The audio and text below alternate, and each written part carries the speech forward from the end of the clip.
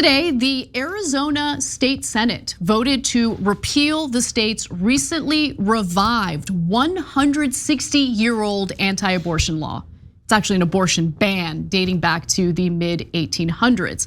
Now, the state House of Representatives had already repealed the law as well, and now it heads to Arizona Governor Katie Hobbs, who is in fact expected to sign the bill into law.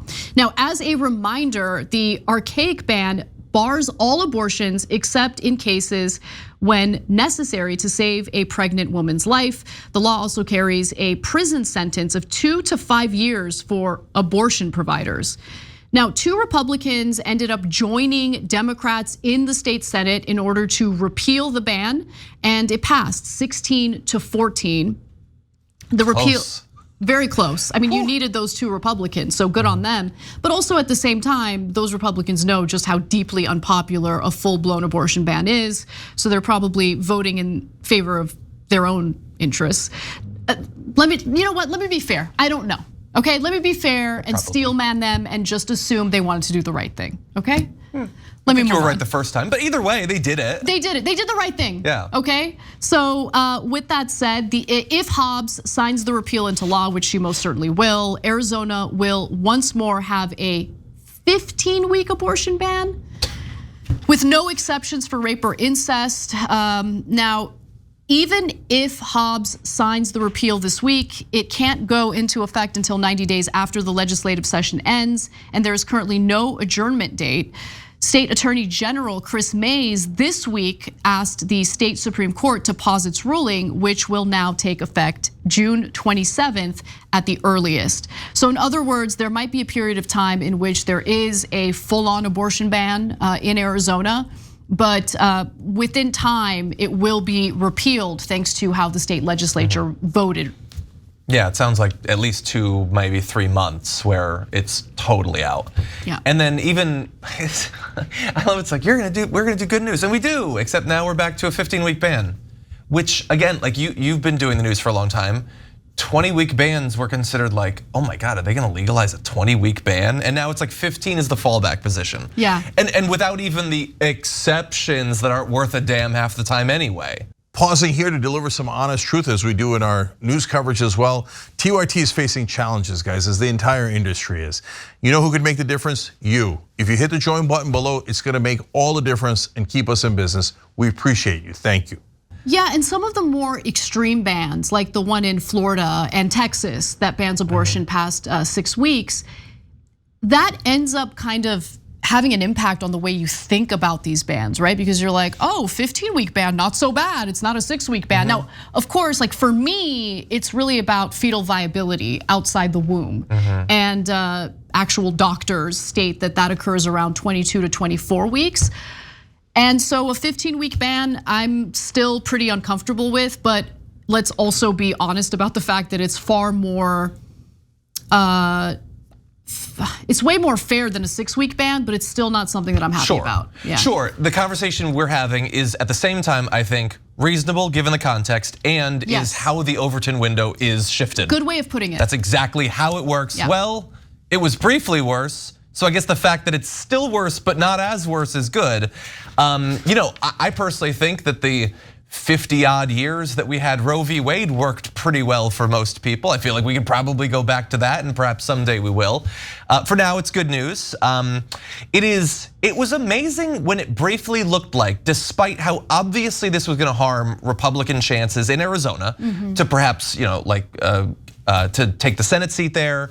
Also, Donald Trump would like to win that for the presidency, that they were like seriously considering, no, we're just gonna keep the ban. That seemed like madness. So look, they can at least back off from madness, probably from political pragmatism. As you pointed out, there's a couple of Republicans in the state House and the state Senate that feel like they could lose their seats if this wasn't repealed.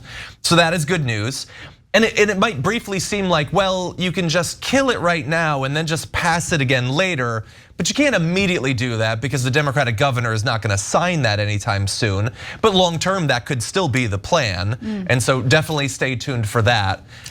So I guess this could be worse. I would say personally, they should still have the ballot measure. A ballot measure that establishes a more humane constitutional guarantee inside of Arizona. It might I don't know, I guess get people a little bit less fired up with that 160-year-old ban no longer in effect.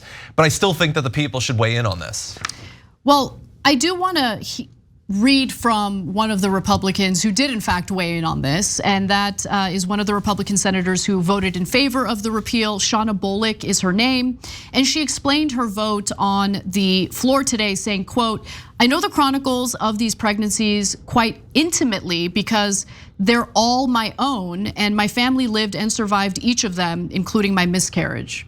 So that's why I want to be fair to the 2 Republicans in the state Senate who actually voted the right way on repealing that awful mid-1800s abortion ban. Bolick described her own 3 challenging pregnancies, including one that ended with an abortion procedure in her first trimester because the fetus was not viable. Quote, "Would Arizona's pre-Roe law have allowed me to have this medical procedure even though my life wasn't in danger?" she asked. And the New York Times also reports that Bolick spoke, as Bolick spoke, abortion opponents watching from the public gallery erupted with angry shouts. "Come on, this is a disgrace. One day you will face a just and holy God." This is a woman who on the Senate floor in Arizona opened up about something awful that happened to her. She allowed herself to be vulnerable. She explained why she voted the way she did, and she was met with that kind of cruelty. It's just totally disgusting. She should have known better than to be human. That's a sign of weakness that people will pounce on. I love that her experience allowed her to have the legislation be guided by empathy. That's good, that's how it should work. It sucks that not even for everyone who has the experiences she describes is that enough. Some of them still want to strip the rights away. And it really sucks that her talking about that experience can't win over her colleagues. I know. Like, and especially like, we shouldn't have to be surprised at all that a Republican elected official could vote to repeal that. Many, many Republicans do not support this sort of law. They just don't hold political office. Like if you look at the actual polling on when these cutoff points should be, Republicans in general are more conservative, shockingly, than Democrats. But they don't want blanket day 1 bans. And there's very little representation among elected representatives of their actual constituents. And it sucks that that's the way it is. That definitely sucks. And we experience that not only on a local level, but obviously on a federal level as well. And so look, we'll take the wins where we can get it, especially in today's political climate. And so an all-out ban would have been disastrous. I'm glad they repealed it. Let's celebrate that win, and hopefully the voters will have the final say on this issue through the ballot measure during the election.